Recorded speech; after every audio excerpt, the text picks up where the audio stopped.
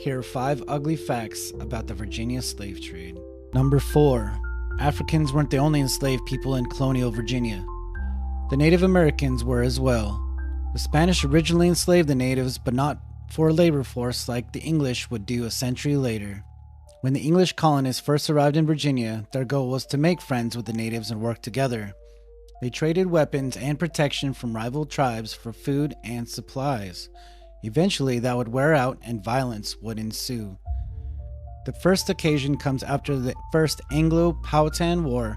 George Percy accounts an English march on an Indian town guided by an Indian named Kemps, who was, quote, led in a handlock, end quote, and is described as an enslaved laborer working under the threat of beatings and beheading. The territory outside of Jamestown expanded and more tobacco was planted that needed tending. After the Second Anglo-Powhatan War, the enslaving of local natives tended to be more of a form of, quote, punitive retribution, end quote.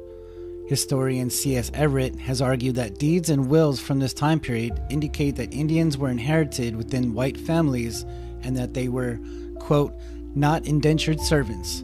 By 1661, Indians could be and were lifelong servants, end quote.